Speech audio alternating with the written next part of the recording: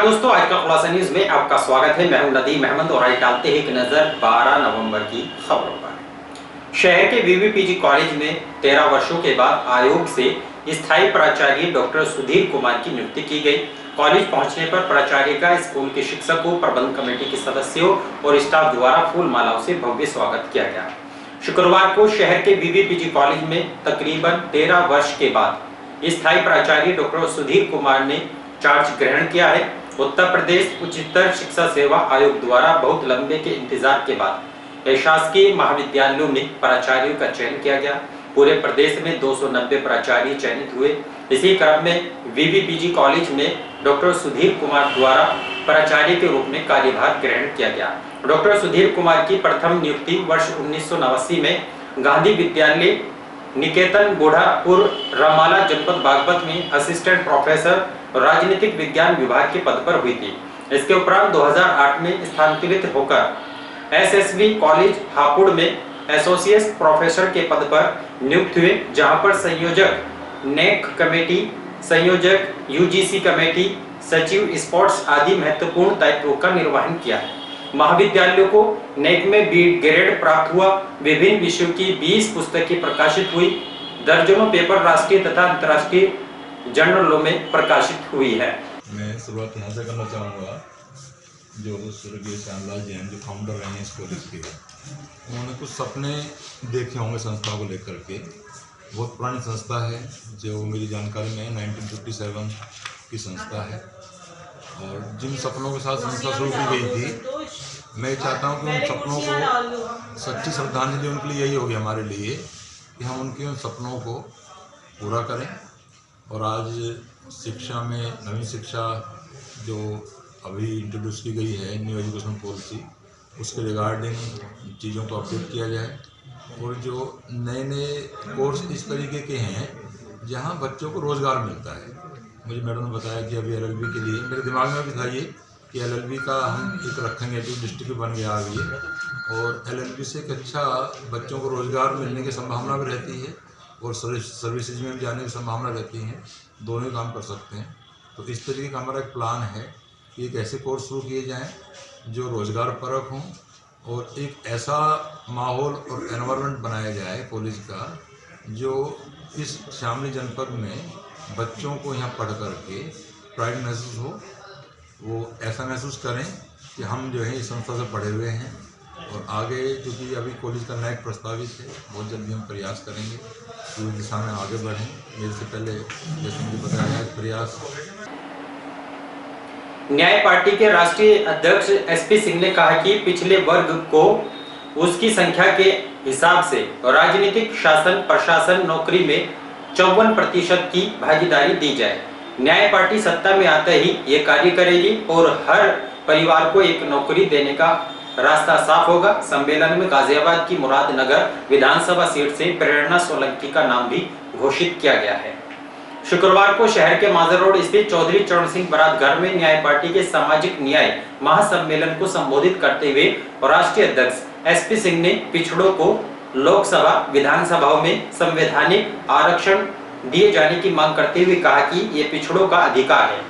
अपनी मांगे मनवाने के लिए अब पिछड़ों को हर लोकतांत्रिक तरीके अपनाने होंगे, चाहे वे रास्ता जाम हो, रेल रोको अभियान हो, जेल भरो अभियान हो, आमरण अनशन, कुछ भी हो। पिछड़े किसी भी प्रोग्राम से पीछे नहीं हटेंगे। हम अपनी भारी पीढ़ी को भीख मांगने के लिए नहीं छोड़ सकते। पिछड़ा वर्ग जाग चुका है और अन्याय, उत्पीड़न सहन नहीं किया जाएगा। केंद्र व राज्य सरकार को आड़े हाथे लेते हुए उन्होंने कहा कि महंगाई आसमान पर है, डीजल पेट्रोल के दाम बढ़ते जा रहे हैं, आम जन का जीवन कठिन हो चुका है। इन चीजों को भी जीएसटी के दायरे में लाना चाहिए। उन्होंने चेतावनी दी कि पेट्रोल की बढ़ी कीमतों के विरोध में न्याय पार्टी दिल्ली के जंतर मंतर और लखनऊ के विधानसभा पर धरना प्रदर्शन कर जन समस्या को उठाने का काम करेगी।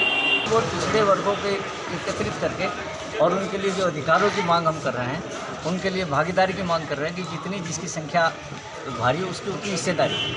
दूसरी बात यह है कि हमारा नारा ये है कि सारे पिछड़े और गरीब एक हो जाओ और अपने संघर्ष करके अपने अधिकार पाओ। जो भारतीय संविधान ने हमें दिया है अधिकार, वो हमें अधिकार नहीं मिल रहे हैं। आज कितने संगठन आए इसमें आपके? आज इसमें 5 संगठन हैं। हमारे पास आम समाज पार्टी के भी हैं, राष्ट्रीय के हैं और पिछड़ा बाकी सर्वोदय क्रांति की पार्टी के भी हैं और न्याय पार्टी है ही।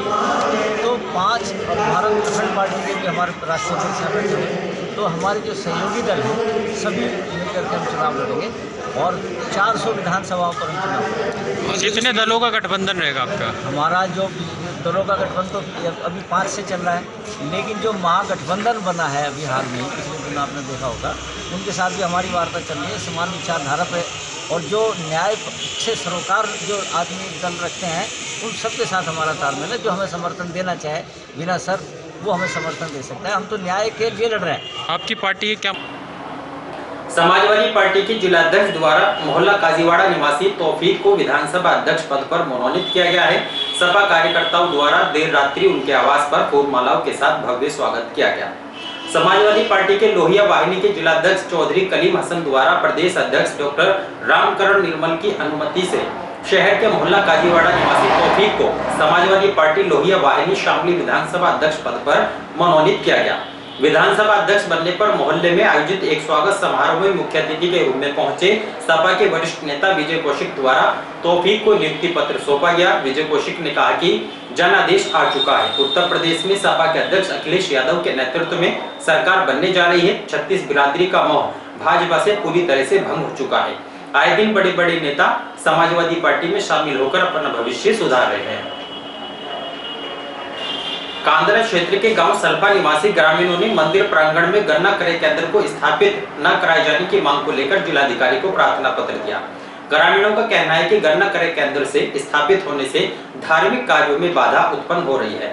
शुक्रवार को गांव सल्पा के सैकड़ों ग्रामीण कलेक्ट्रेट स्थित जिलाधिकारी कार्यालय पर पहुंचे और प्रार्थना पत्र देकर अवगत कराया कि गांव सल्पा में स्थित शिव मंदिर के प्रांगण में गन्ना क्रय केंद्र लगा दिया गया है, जिसके कारण प्रत्येक दिन धार्मिक कार्यों में बाधा उत्पन्न होती है और धार्मिक भावनाओं को भी ठेस पहुंच रही है। ग्रामीणों ने कहा कि अक्टूबर माह में भी समस्या से अवगत कराते हुए निदान कराए जाने की मांग की गई थी, लेकिन अभी तक समस्याओं का कोई समाधान नहीं हो पाया।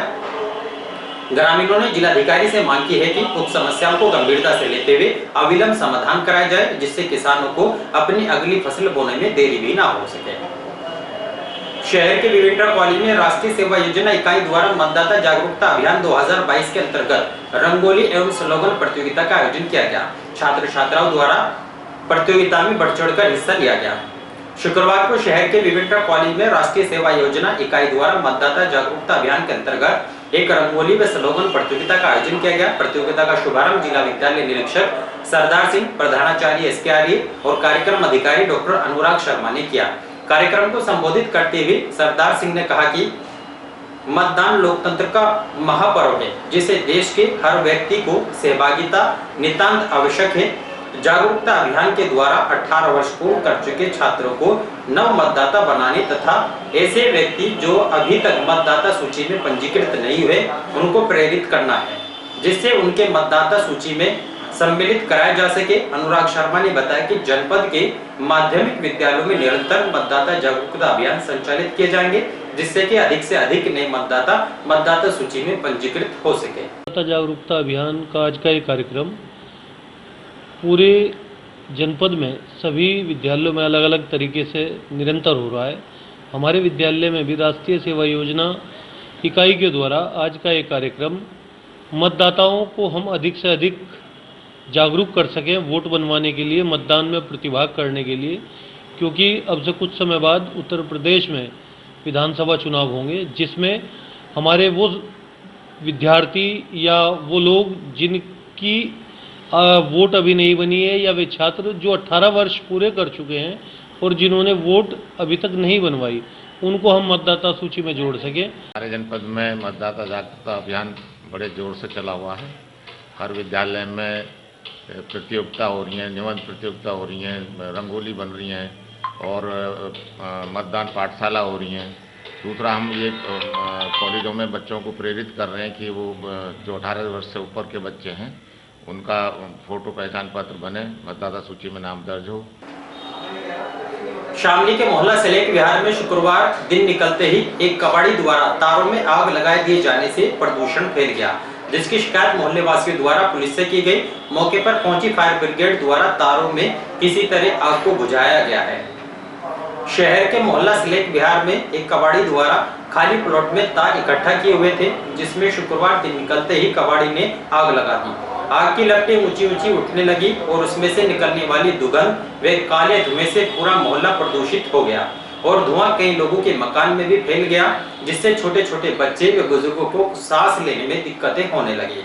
मोहल्ले वासियों द्वारा मामले की जानकारी डायल 112 पुलिस को दी गई। सूचना पाकर पुलिस मौके पर पहुंची और पाया कि आग की लपटें आसपास की दीवारों को भी अपनी चपेट में लेने का प्रयास कर रही हैं। पुलिस की सूचना पर दमकल विभाग की टीम मौके पर पहुंची और आग पर काबू पाया। मोहल्ले वासियों ने कबाड़ी के खिलाफ प्रदूषण अधिनियम के तहत कार्रवाई करने की मांग की है। और इन्हीं खबरों के साथ समाचार बुलेटिन यही समाप्त है। दीजिए इजाजत, नमस्कार।